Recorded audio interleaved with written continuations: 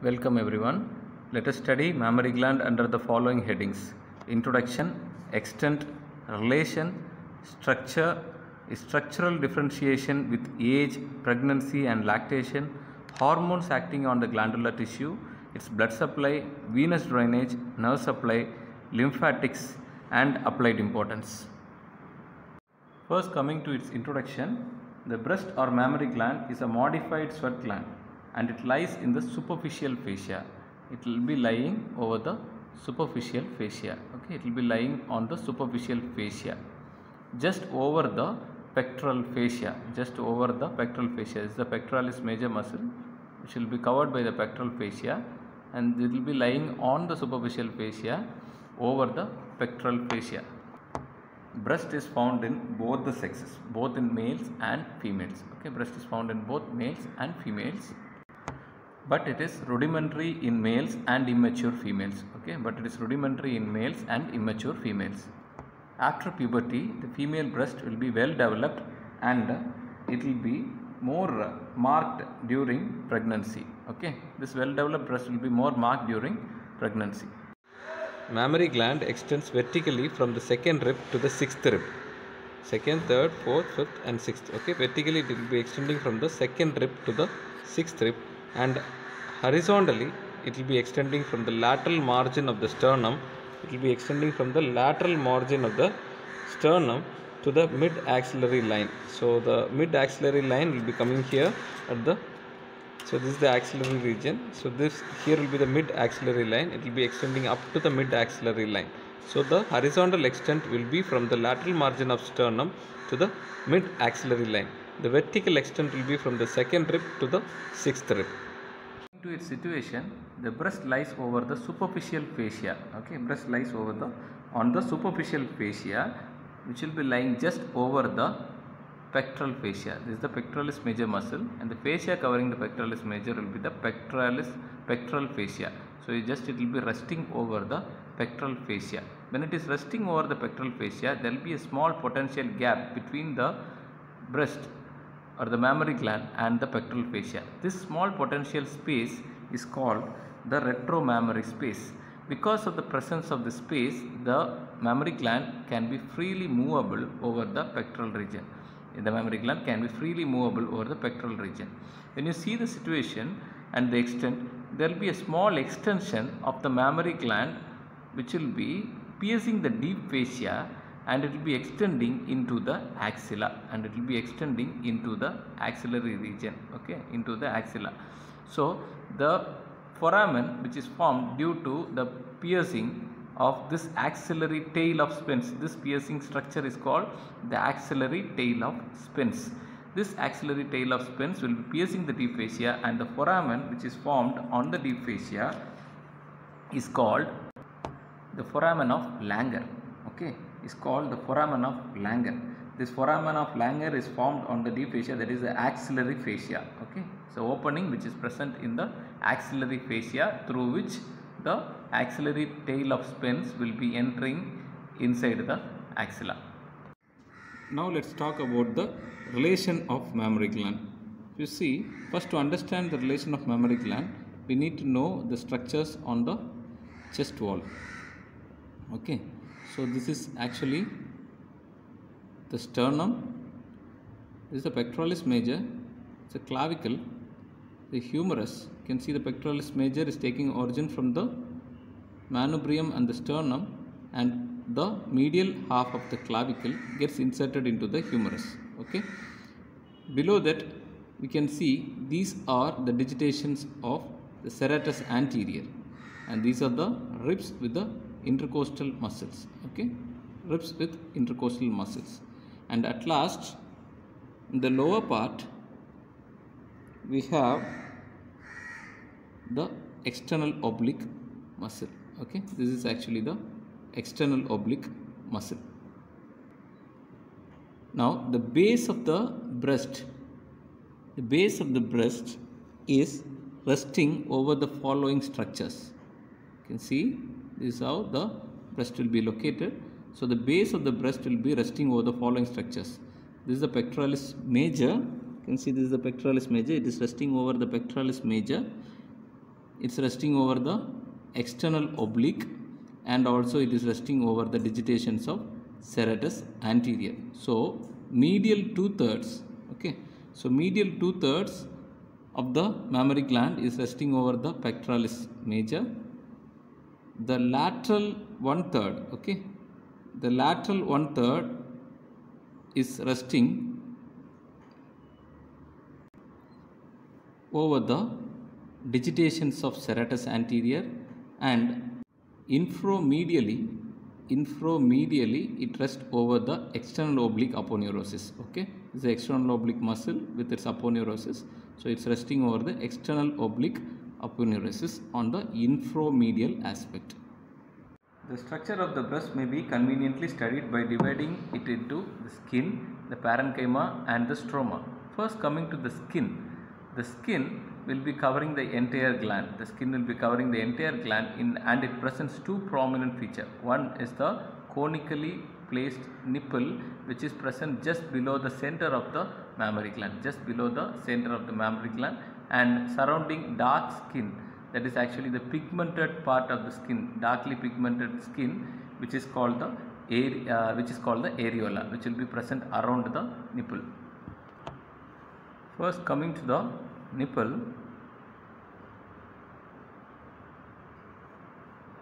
okay, coming to the nipple, this is the nipple. It will be pierced by 15 to 20 lactiferous ducts. Okay, it will be pierced by 15 to 20 lactiferous ducts. These lactiferous ducts will be having a dilated proximal portion, okay, having a dilated portion called the lactiferous sinuses. So these are the lactiferous sinuses, okay, lactiferous sinus, and these are the ducts, lactiferous sinus and lactiferous ducts. If you take a section and study the nipple, okay, it will be having multiple circular and longitudinal smooth muscle fibers. It will be having multiple circular and longitudinally arranged smooth muscle fibers, which can make the nipple erect. Okay, either it can make the nipple stiff and erect or flattened. Okay, the nipple has few modified sweat and sebaceous glands. The nipple has few modified sweat and sebaceous glands.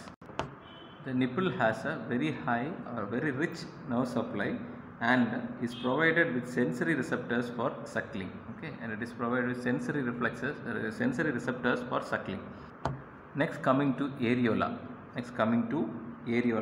It is a pigmented circular area of skin around the base of the nipple. Okay, around the base of the nipple, the pigmented surrounded skin is called the areola.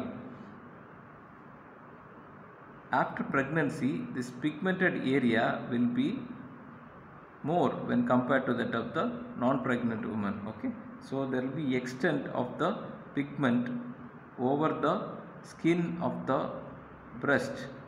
Okay, there will be extent of the pigmented area over the skin of the breast, so that the areola will be increasing in diameter after pregnancy. If you see the margin of this areola, okay, if you see the margin of the areola, so this is the margin of the areola. Okay, this is the margin of the areola. This margins of the areola will have modified sebaceous glands, number of modified sebaceous glands, which are enlarged, okay, which are very much enlarged during pregnancy and lactation, and are known as tubercles of Montgomery. Okay, tubercles of Montgomery.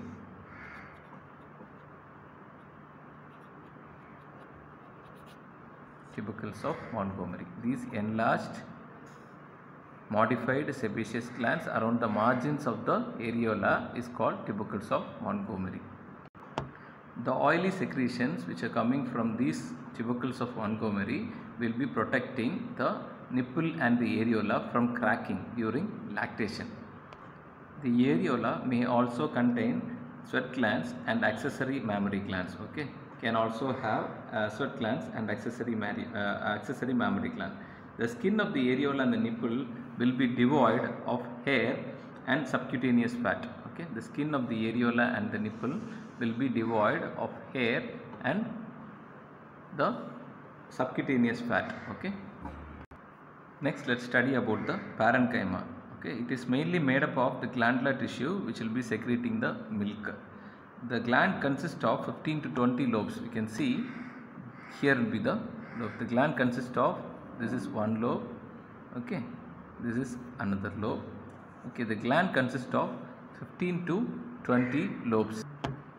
Each lobe will be consisting of cluster of alveoli. It will be consisting of cluster of alveoli. These alveoli will be drained by small ducts which will be converging together to form the lactiferous ducts. It will converge together to form the lactiferous ducts. These lactiferous duct will end in the lactiferous sinus, a larger dilated portion of the lactiferous duct itself called the lactiferous sinus. From the lactiferous sinus, the lactiferous duct will be coming and piercing the nipple and opening into the summit of the nipple. There will be 15 to 20 such openings in relation to number of the lobes and the lactiferous ducts. If you see this alveoli, cut section, the alveolar epithelium will be cuboidal in resting phase. Okay, it will be cuboidal in resting phase, and this alveolar epithelium will become columnar during lactation. Okay, this alveolar epithelium will become columnar during lactation. There will be specialized type of cells which will be present around these alveoli called the myoepitheliocytes. Okay, called the myoepitheliocytes. The contraction of the myoepitheliocytes which are present around the alveoli will push the secretion towards the duct. Will push the milk secretion towards the duct. At last, the stroma of the gland. The stroma of the gland will be partly fibrous and partly fatty. The stroma of the gland will be partly fibrous and partly fatty. First, let's see about the fibrous tissue. So this is the mammary gland, this is the parenchyma part of the mammary gland, and this is the pectoral fascia. The fibrous tissue will be anchoring the parenchyma, that is the glandular component, to that of the skin. Okay, these are the fibrous tissue which will be anchoring the glandular component to that of the skin and to the pectoral fascia, and also to that of the pectoral fascia. It will be anchoring to the skin and to the pectoral fascia. These fibrous bands are called the suspensory ligament of Cooper. So during malignancy, the invasion of the malignant cells into the suspensory ligament of Cooper will cause dimpling of overlying skin. So when it is invaded and when there is a shortening of these fibers, there will be dimpling over the surface of the skin, and also it will cause fixation with that of the fascia, with that of the pectoral fascia. So when it is invading into the pectoral fascia, it will cause fixation of the mammary gland over with that of the pectoral fascia. Next is the fat. The fat which is present in the gland, inside the mammary gland, will give the contour to the gland. So it is rounded in shape because of the fat which is present inside the mammary gland, and at last the fat will be absent beneath the nipple and the areolar part. The fat is absent beneath the nipple and the areolar part. Next, let's study the structure of mammary gland with respect to age, pregnancy and lactation. So first, at birth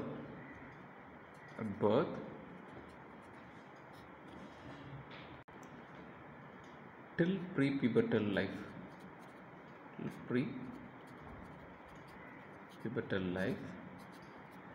the mammary glands remains rudimentary and it will be small in size. It will remain small in size. is a nipple. Only the lactiferous ducts will be present. Only the lactiferous ducts will be present without any branching, okay, or the glandular component. Next, during puberty. During puberty, under the influence of estrogen, the breast will enlarge in size. Branching pattern will be established. Okay, these are the ducts.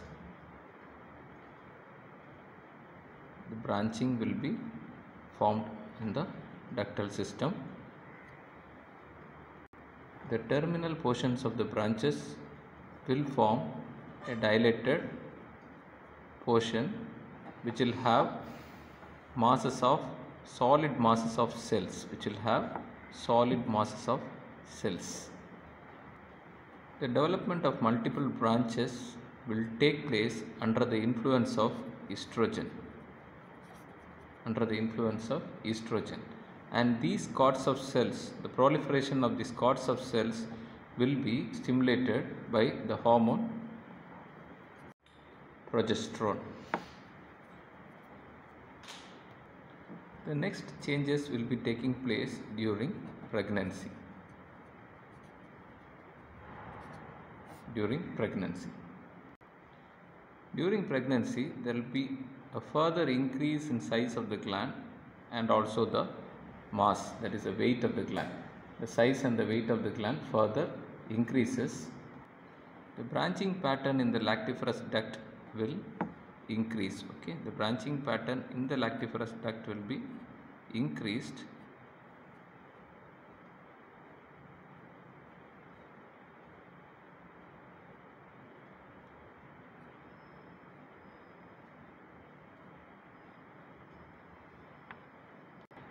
And there will be increase in the number of alveoli which are present in each lobe. There will be increase in the number of alveoli which are present in each lobe. And also there will be proliferation of the epithelium which are present inside the alveoli.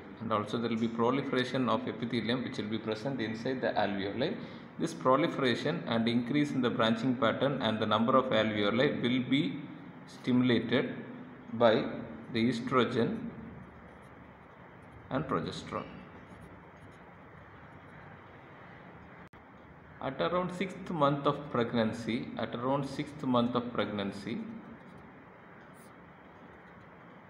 the alveoli will start producing colostrum.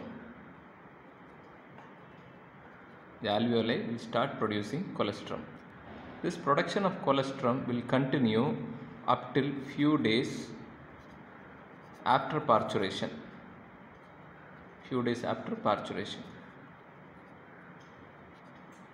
Parturition is nothing but the childbirth. Okay, Few days after the childbirth, still the colostrum will be produced. Next, let's see the changes which happen during lactation. That is after childbirth. During the lactation phase, the epithelium which are present inside the alveoli will become long and elongated.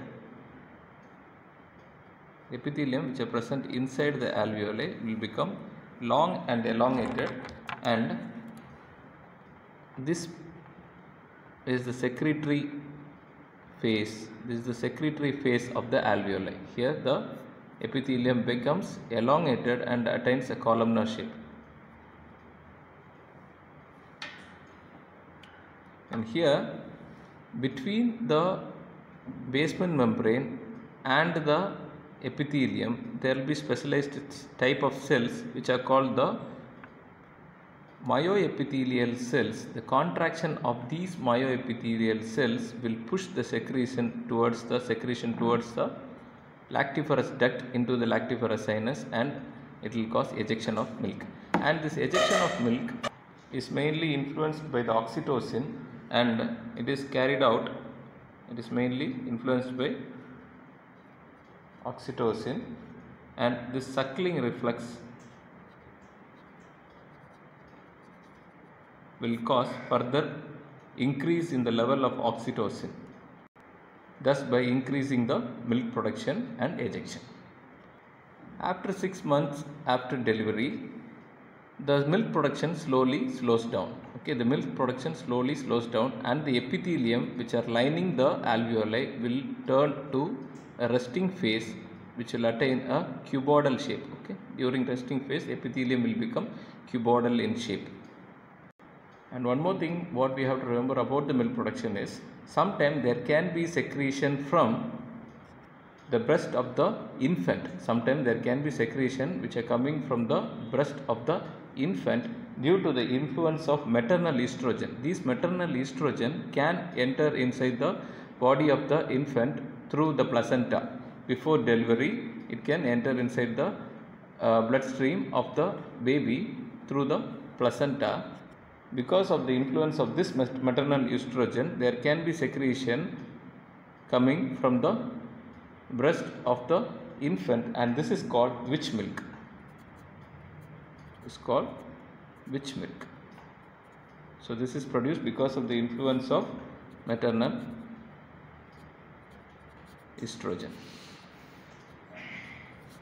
So these are the changes in the mammary gland from birth up till the lactation and post lactation phase, and also the hormones which are influencing at different stages of lactation and development of breast.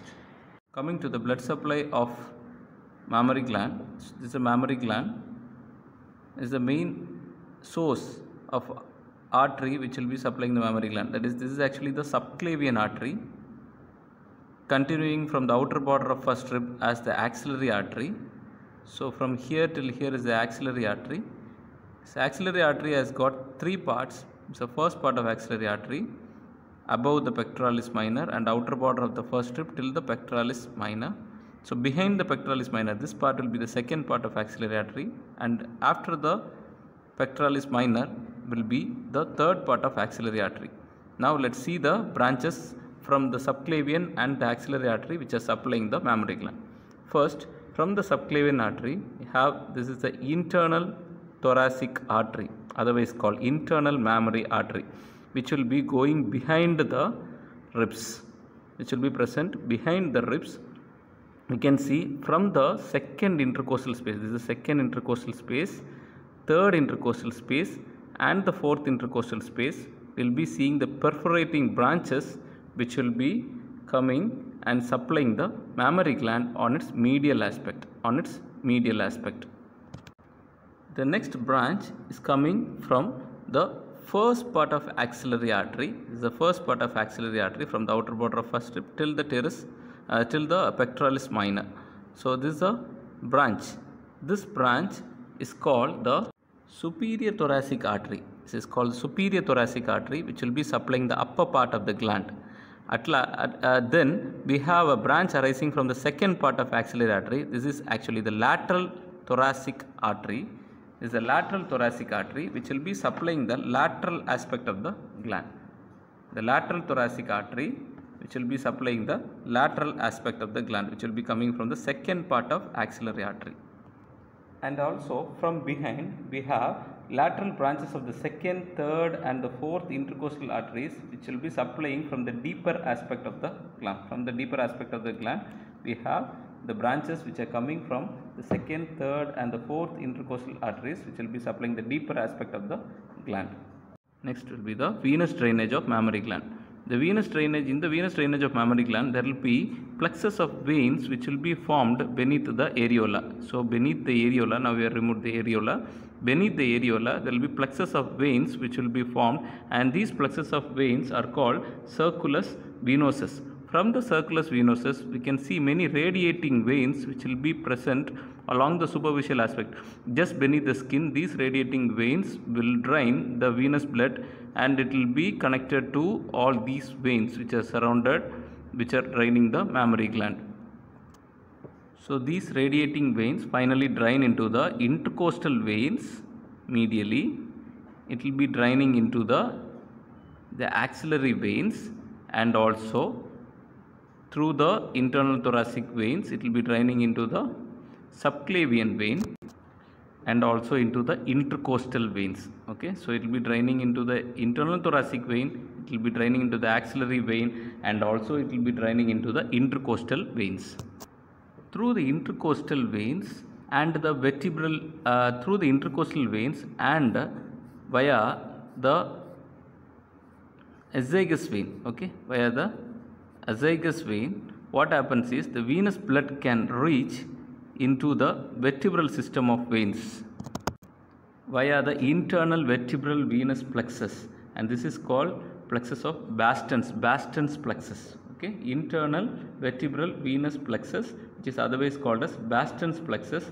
So from here the venous blood, so during the tumor of mammary gland, the tumor cells can spread into the vertebral column through this communication of venous system into the vertebral venous plexus of Baston. It can spread into the vertebral column, and from there it can ascend up and it can reach up to the brain. Next, coming to the nerve supply. The nerve supply of mammary gland is through the intercostal nerves, is through the anterior and lateral cutaneous branches, through the anterior and the lateral cutaneous branches of the intercostal nerves, which are branches from the 4th to the 6th intercostal nerves. Okay, anterior and lateral cutaneous branches of 4th to 6th intercostal nerves will be supplying the mammary gland. The somatic fibers will be supplying the skin over the gland. The somatic fibers will be supplying the overlying skin, and the sympathetic fibers are primarily vasomotor in function. The sympathetic fibers are primarily vasomotor in function. Next, coming to the lymphatic drainage of mammary gland. The mammary gland, the lymphatic drainage can be grouped into two sets.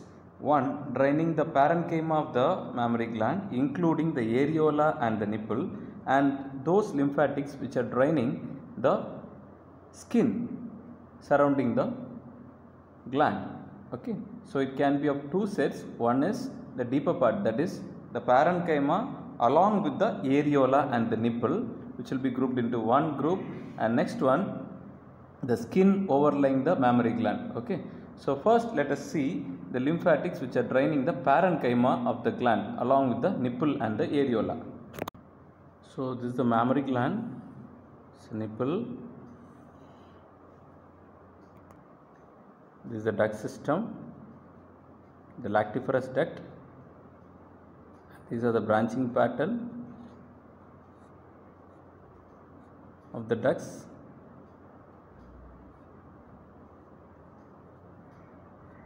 So which will be ending in alveoli.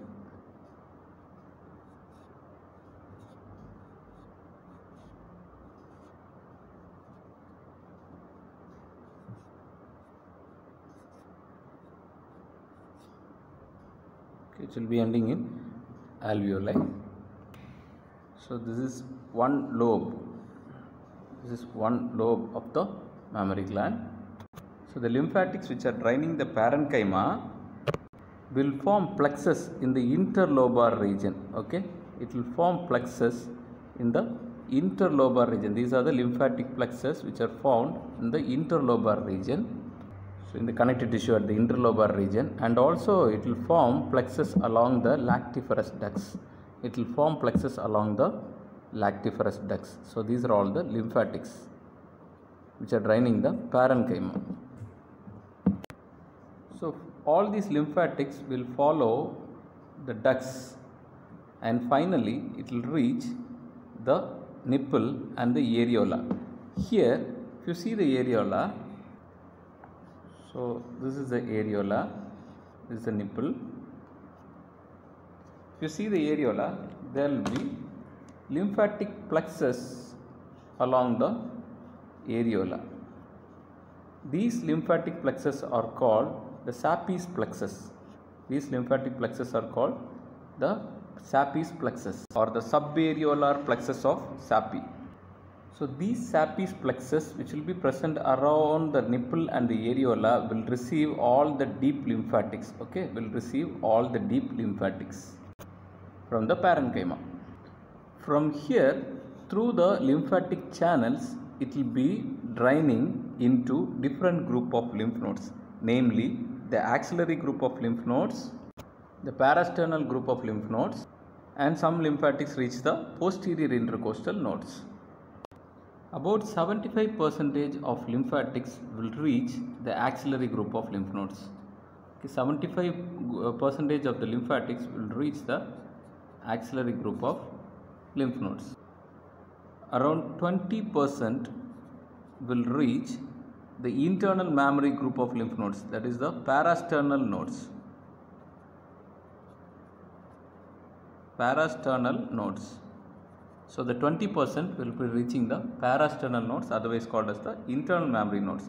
Around 5% of the lymphatics will drain into the posterior intercostal nodes. Following the posterior intercostal artery, it will reach 5% will be reaching the posterior intercostal nodes. Posterior intercostal nodes. Okay, 5% will be reaching the posterior intercostal nodes. Among the axillary group of lymph nodes, most of the lymphatics will follow the vessels, that is the lateral thoracic vessels. So here the lateral thoracic vessels will be there. So it will be following the lateral thoracic vessel and it will be draining into the anterior group of axillary lymph nodes. Okay, it will be draining into, most of them will be mainly draining into the anterior group of axillary lymph nodes. These are the anterior group. So it reaches there by following the lateral thoracic vessels. Okay, it will be following the lateral thoracic vessels to drain into the anterior group of axillary lymph nodes. So the most of them, out of 75% of axillary drainage, most of them will be draining into the anterior group of axillary lymph nodes. And few of the lymphatics travel via the axillary tail of Spence. The axillary tail of Spence will be present here. So it will be following the axillary tail of Spence and it will be draining into the posterior group of lymph nodes. Okay, it will be draining into the posterior group of lymph nodes. So these are the posterior group of lymph nodes and few will be following these and it will be draining into the posterior group of lymph nodes. The efferents from anterior and posterior group will go into the central group of lymph nodes. These are the central group of axillary lymph nodes. Okay, so the efferents from the anterior and the posterior group will drain into the central group of lymph nodes. From there, it will reach the apical group of lymph nodes. Okay, from there it will reach the apical group of lymph nodes. So once again, let us summarize the lymphatics draining the deeper part, that is the parenchyma of the gland. So the lymphatics which are draining the parenchyma will also drain the skin of the areola and the nipple. Okay, the lymphatics from the parenchyma will be draining the parenchyma and then it will reach the subareolar plexus of Sappi. From there it will be drained to different parts. Mainly 75% will reach the axillary group, 20% will reach the parasternal nodes through the internal thoracic. It will be following the internal thoracic artery and it will be reaching the parasternal nodes, and 5% to the posterior intercostal nodes through the posterior intercostal arteries. So it will be following the posterior intercostal artery to reach the posterior intercostal nodes. Among the axillary group of lymph nodes, most of the lymphatics will reach the anterior group by traveling along the lateral thoracic vessels, and few will reach the posterior group via the axillary tail of Spence, and from these two groups it will reach the central group of axillary lymph nodes and from there to the apical group. Some lymphatics from the deeper surface of the breast will be piercing the clavicle fascia to drain into the apical group of axillary lymph nodes. Okay, it will be piercing the clavicle fascia to drain into the apical group of lymph nodes. And some lymphatics from the lower and the inner quadrants of the breast may communicate with the subdiaphragmatic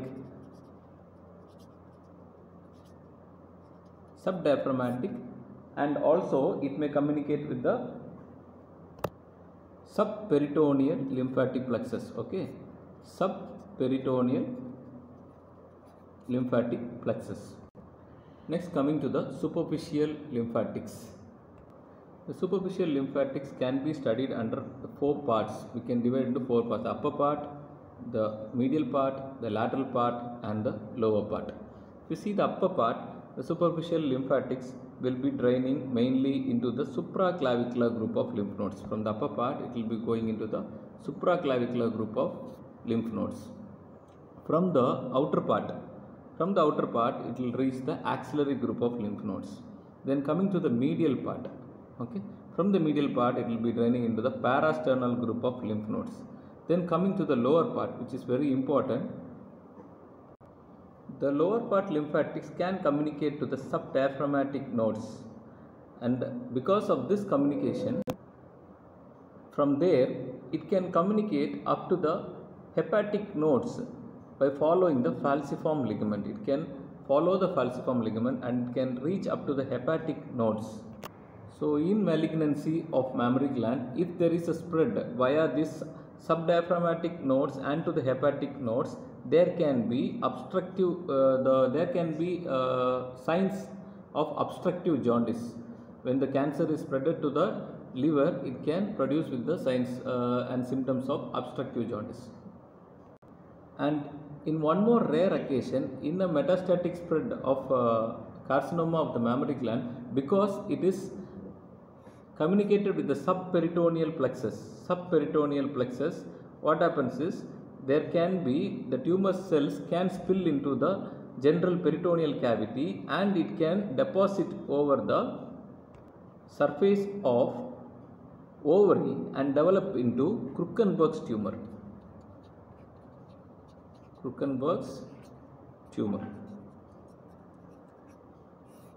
So this Krukenberg's tumor is mainly because of the transcoelomic spread of these tumor cells, which are coming from the mammary gland and via the subperitoneal lymphatic channel. From there it will be spilled inside the peritoneal cavity, and from there it can deposit onto the surface of the ovary and develop into Krukenberg's tumor. At last, one more thing what we need to remember is these cutaneous lymphatics can communicate between the two mammary glands on the opposite side also. The cutaneous lymphatics can communicate across the midline with those of the opposite breast also. So the spread of the malignancy can occur from one mammary gland to the other. Next, coming to the applied importance, the upper outer quadrant of the mammary gland is more commonly affected by carcinoma. Next, always the insertion of the breast in case of draining of breast abscess etc. should be done only in a radial fashion, so that we will avoid injuring the ducts of the lactiferous ducts which will be draining the milk secretion. Okay, so we should not cut the lactiferous duct. To avoid cutting the lactiferous duct, we always do a radial insertion for draining abscess of mammary gland. Next, the superficial lymphatics, when it gets obstructed due to cancer cells, it can cause the edema of the skin. It can cause edema of the skin, which will be giving an appearance of orange peel appearance. Okay, that is called pseudo-orange appearance. Okay, it will cause edema of the skin, giving rise to an appearance like that of a skin of an orange, called as pseudo-orange appearance. Infiltration of these tumor cells into the lactiferous ducts. Infiltration of the tumor cells into the lactiferous ducts can cause retraction of nipple. Already we have seen about cancer cells infiltrating the suspensory ligament of Cooper, which can cause fixity of the gland to the underlying fascia and the pectoralis major muscle. And already we have seen when there is a communication between the two mammary glands on either side, so through the lymphatics, the cancer cells from one mammary gland can spread to the other mammary gland on the other side. And along with the venous drainage, we have also seen that the venous channels can spread the malignancy via the Baston plexus of veins into the vertebral column, and also it can reach up to the skull and the brain. And also we have seen about the transcoelomic spread of the tumor cells into the peritoneal cavity and onto the surface of the ovary. It can cause Krukenberg's tumor. And also it can be spreaded to the liver via the falciform ligament. It can reach the liver and it can cause obstructive jaundice. Mammogram and fine needle aspiration cytology can be performed to diagnose any mass which are present in the mammary gland. At last, we need to know about some congenital anomalies related to the development of the mammary gland. So for that we need to know little bit about the development of the mammary gland.